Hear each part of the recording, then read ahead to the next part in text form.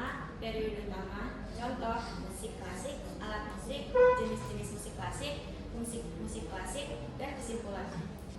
Sebelum kita memulai presentasi kali ini, mari kita menyanyikan lagu Indonesia Raya bersama. Dimohon hadirin semua berdiri. Hiduplah Indonesia Raya. Indonesia.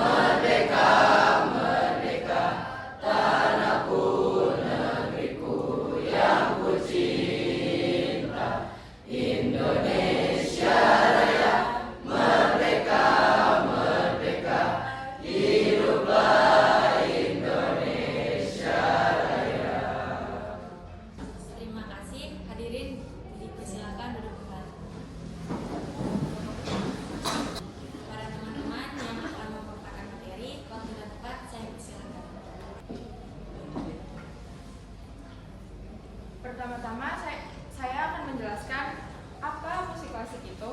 Musik klasik adalah jenis musik dari seni barat yang berasal dari Eropa dan disusun berdasarkan aturan teori musik serta notasi atau notebook. Musik ini biasanya dimainkan dengan alat musik akustik seperti piano, biola, dan dimainkan secara serius, terstruktur, dan rapi. Di sini saya akan menjelaskan ciri utama musik klasik. Yang pertama, menggunakan nota log. Yang kedua, memiliki aturan dan struktur yang jelas. Yang ketiga, dimainkan dengan teknik yang terlatih. Yang keempat, memperhatikan harmoni, melodi, dan dinamika. Yang kelima, biasanya menggunakan alat musik akustik. Yang keenam, umumnya dimainkan secara formal atau serius. Nah, ini ada periode utama musik klasik. Yang pertama, itu periode barok 16 Masehi sampai 1050 ditandai oleh komposer seperti Bach, Handel, dan Vivaldi dengan musik yang terstruktur dan kaya armonik. Yang kedua, periode klasik 1750-1920, musik berkembang dengan bentuk yang sistematis, simetris, dan teratur, didominasi oleh Mozart, Beethoven, dan Haydn. Juga ada periode romantis pada tahun 1910 sampai 1900 Masehi. Musik menonjolkan ekspresi emosional dan puitis dengan komposer seperti Brahms dan Beethoven yang menghasilkan karya-karya mendalam dan penuh warna. Dan periode modern atau 1900 sampai sekarang, musik klasik berkembang dengan gaya yang lebih eksperimental dan inovatif seperti impresionisme, ekspresionisme, dan minimalisme dengan tokoh penting antara lain Claude Debussy atau Igor Stravinsky. Lalu beberapa contoh musik klasik itu ada Ein Klein Nachtmusik, Swan Lake, Clair de Lune, Bill Ellis, Fifth Symphony, dan The Four Seasons. Selanjutnya ada alat musik klasik. Yang ada biola, viola, cello, dan kontrabas. Yang kedua, alat musik tiup ada flute, klarinet, dan trompet.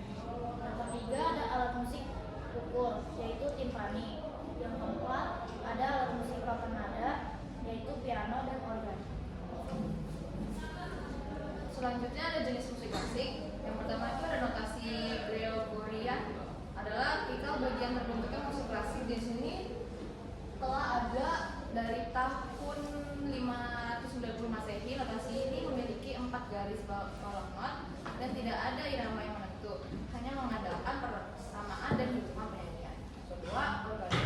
Ada jenis musik klasik di tahun 1150 Masehi sehingga sampai 1400 Masehi sering banyak orang yang tidak bisa mempelajari suatu lagu yang bernada tinggi dan rendah. Maka dilakukannya modifikasi menjadi musik diafoni, suatu suara yang kuat dan rendah mengikuti melodi. Selanjutnya ada basso ostinato, jenis musik klasik yang sudah ada dari tahun 1600 Masehi. Ciri khasnya adalah suatu rangkaian nada yang berjalan selangkah demi selangkah mengarah ke bawah ke atas diulang dengan serangkaian nada lain bersamanya. Yang keempat, homophone, yaitu musik klasik dari era 1750 sampai tahun 1825 Masehi. Musik ini klasik ini ditemukan suatu susunan kunci yang terdiri dari tiga suara dan keluar menjadi 4 atau lebih yang disebut juga sebagai musik harmoni.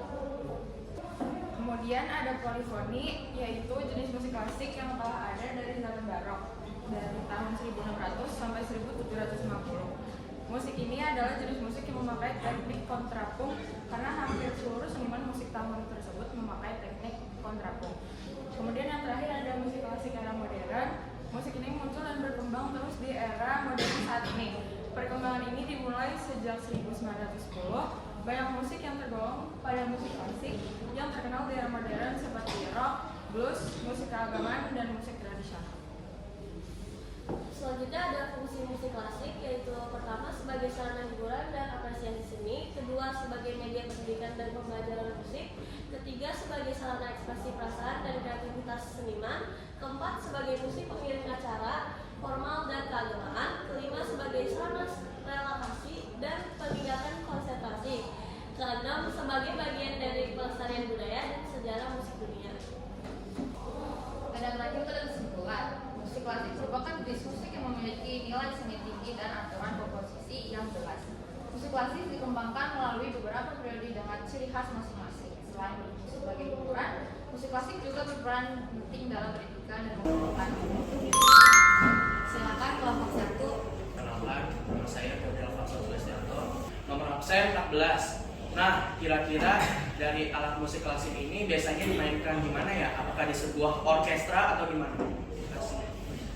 Baik, silakan kelompok 2. Assalamualaikum warahmatullahi wabarakatuh. Saya Kak Ina Anifasifah dari kelompok 2, saya 22. Saya ingin nanya, apakah menurut kalian ini musik klasik ini masih relevan untuk generasi muda saat ini? Serta jelasinnya. Baik, silakan kelompok 3 ini. Selamat pagi, nama saya Gregory dari absen 16. Izin bertanya, kenapa musik klasik kebanyakan memakai not balok bukan not huruf atau not angka? Baik, terima kasih. Kami diskusikan dulu pertanyaan dari kelompok 1 akan dijawab oleh Rakim. Nah, izin jawab. Tadi pertanyaannya, musik klasik itu dipakainya kayak gimana kan? Nah, dipakainya itu di kayak gereja atau istana gitu, karena yang pertama itu musik klasik itu ada di zaman abad pertengahan. Fokusnya pertama itu untuk musik gereja. Contoh pertama itu ada musik paling tua di dunia, itu Gregorian chant. Itu adalah musik gereja paling tua dan orkestra tertua di dunia di sejarah musik barat. Untuk kelompok 2 akan dijawab oleh Kristik. Oke, Kak Ina, sini saya akan menjawab pertanyaannya. Dan tadi Kak Ina sempat bertanya kan, apa musik klasik masih relevan zaman sekarang? Ya, musik klasik masih relevan karena menjadi dasar musik modern, banyak digunakan dalam film dan game serta membantu meningkatkan konsentrasi dan ketenangan. Terima kasih. Baik, untuk dari pertanyaan dari kelompok 3 akan dijawab oleh Hilma.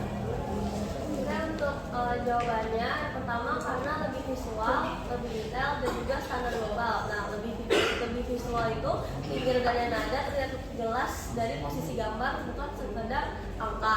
Lebih detailnya bisa memuat banyak nada dan teknik permainan yang rumit secara rapi. Terus standar globalnya itu menjadi bahasa musik internasional yang dipahami musisi di seluruh dunia. Kami persilakan untuk kelompok 4. Perkenalkan, saya dari kelompok 4. Nama saya Lutfi Nadia Karimah, saya 25. Saya izin bertanya, kira-kira siapa yang menciptakan salah satu contoh musik yang sudah diberikan tadi? Untuk kelompok 5 akan silakan. Assalamualaikum warahmatullahi wabarakatuh. Selamat pagi semuanya. Saya Wijaya dari kelompok 6. Sebelum saya nanya, saya mau lihat yang slide yang ada bagian polimoni ini boleh nggak? Itu saya mau nanya yang teknik yang buat terapung itu teknik apa sih? Selanjutnya kelompok 7 silakan. Assalamualaikum warahmatullahi wabarakatuh.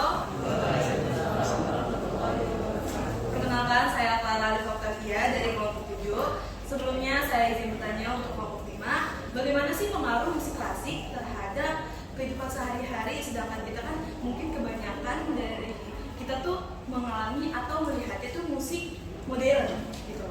Sekian dari pertanyaan saya. Assalamualaikum warahmatullahi wabarakatuh. Terima kasih. Izinkan kami melanjutkan diskusi untuk menjawab. Pertanyaan dari kelompok 4 akan dijawab oleh Hilma. Oke, untuk pencipta dari lagunya itu, yang pertama ada Inclined Musik itu pembuatan Wolfgang Amadeus Mozart. Terus ada Swan Lake yang dibuat oleh Friedrich Prokofiev. Terus ada Clair de Lune dibuat oleh Claude Debussy. Terus ada Fleur Alice itu dibuat oleh Ludwig van Beethoven. Ada Fifth Symphony itu dibuat oleh Ludwig dan Beethoven. The Four Seasons dibuat dari Antonio Vivaldi. Baik, untuk pertanyaan dari kelompok 6 akan dijawab oleh Ali. Nah, teknik kontrapung adalah teknik dalam musik yang menggabung dua atau lebih melodi berbeda yang dimainkan bersama, tetapi tetap terdengar harmonis. Teknik ini sering digunakan dalam musik klasik, terutama dalam karya Johann Sebastian Bach. Pertanyaan dari kelompok 7 akan dijawab oleh Desmi. Tadi Clara bertanya bagaimana pengaruh musik klasik dalam kehidupan sehari-hari, sedangkan kita lebih banyak mendengarkan musik modern. Jadi, walaupun kita lebih sering mendengarkan musik modern, musik klasik tetap berpengaruh dalam kehidupan sehari-hari karena menjadi dasar dari musik modern itu sendiri. Kemudian mempengaruhi musik film, iklan, dan game, serta digunakan untuk menenangkan pikiran dan meningkatkan